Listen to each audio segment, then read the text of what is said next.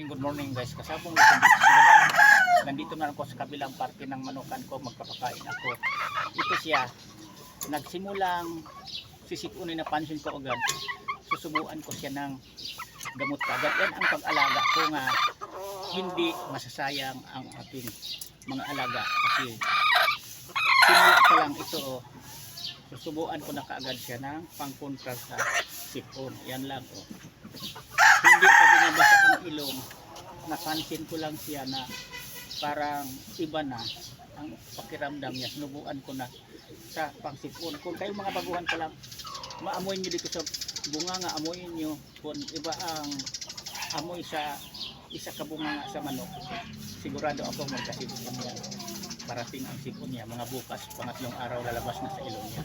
Yan ang pagpatunay ko sa inyo sa pag-alaga ko nga manatiling malakas, malusog ang pangkawan sa pag-alaga mula sa diul pa, kasi tinutukan ko talaga, kasi ulit-ulitin ko to sa inyo.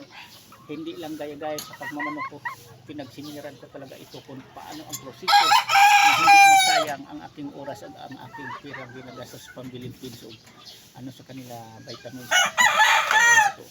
Bago ang lahat pala ipagpatuloy kasabong, hindi ko na kayo makalimutan, maraming salamat pala, thank you sa inyo na lahat, sa aking followers, sa aking subscribers, sa aking mga viewers dito sa aking channel, sa aking YouTube, Kalyaw Kasabong TV. Ito na pagpatuloy ko ng kasabong.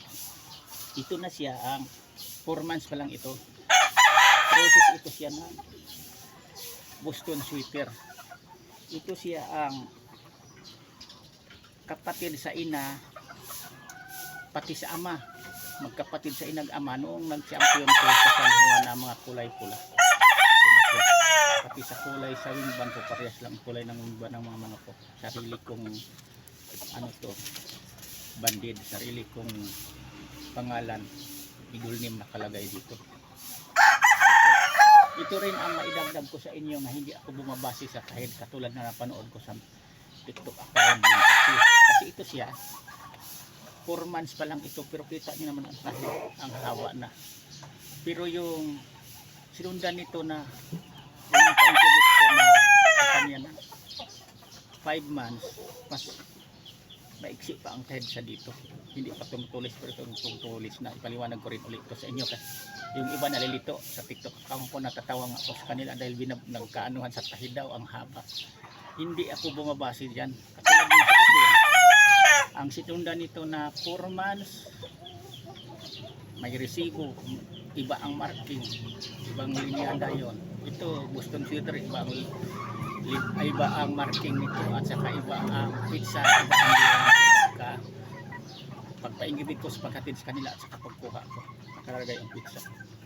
Kain ko magsama-sama na natin yung malilito o alin 4 months, alin ang 5 months. Yan, ito. Yan, di ko bumabasi sa time kasi ito siya. Ito ang kinukontent ko sa TikTok ko dati na sisiw pa lang nagkaroon na kaagad ito. Kaya hindi po parehas talaga kasabong. Kaya ito na yung sinasabi ko sa inyo nga sasundan nyo na lang ang mga ni-upload kong mga content, aking mga video dito sa aking channel, sa aking YouTube, Kalyaw Kasabong TV, kasi mayroon talaga kayong mapulot o matutunan na pangdagdag sa kalaman sa pag-alaga. Dito pinakita ko sa inyo, magsimula pa lang ginagamot ko na kaagad. Ganun ang pag-alaga dapat sa manok. Yan ang ginagawa ko dito sa manok, kasi kung gagamutin natin na malala na ang sakit sa manok natin, wala na, 7 days na ang gamutan yan. Imbis simula pa lang, subuan mo na kagad, isang tableta lang. Kung lalala niyan, mapagaling mo yan 7 days. Ito na tableta ang kailangan, magastos na yun. At saka papayat ang manok mo niyan, puputlain yan. Ito nga, napansin ko nga, minupis siya, pumayat payat. Kaya pala, magkaroon o sipon. Yun, ganun lang ang pag-alaga. Huwag niyong gagamutin na ipabukas-bukas pa lang, kasi ako pag may ano ako ito, budget ako, nagbili ako ng nag-i-stock ako ng mga gamot na kukuha ako kahit gabi, pwede akong kukuha magpainom kasi nasa bahay nag-i-stock ako ng gamot sa aking mga manok. sinasabi ko naman sa inyo, kapag lalo na kayong mga taga-probinsya, para sa inyo to, kung may budget kayo, bibili na kayo ng mga gamot, lalong tag-ulan na ngayon. Kasi kung sulok ang probinsya nyo, malayo ang bayan nyo, malayo ang bilihan nyo ng gamot po, sa porte supply malayo sa inyo, lalala ang manok nyo, halimbawa lingguhan ang punta nyo sa bayan, nagkasakit ang manok nyo ng araw nga Sabado, sa sunod linggo o sa halimbawa linggo pala magkasakit, hindi nyo napansin, pagdating nyo sa bahay galing kayo sa bayan, napansin nyo may sipuna, sa isang linggo pa kayo bababa ulit.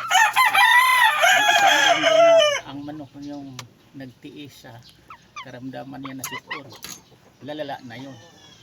Yan ang sa pulpuriba ko sa inyo, kung may budget man tayo, magmamanok tayo, maghanda tayo.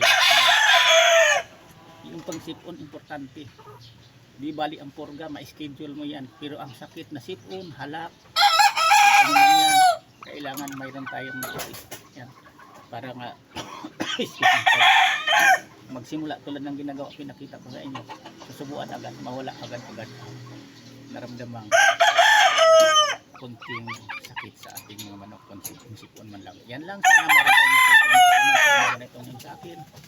Ulitin ko, subaybayan naman palagi ang aking mga di-upload na content sa aking mga videos dito sa aking channel, sa aking YouTube Kalyo Kasabong TV, kasi mayroon din kayo talaga nga makukuha man lang kahit konting-konti na kaalaman sa akin tungkol sa pag-alaga ng manok, kasi sa totoong buhay pinagsiminaran ko talaga ito bago ako nagpadami ng mga manok.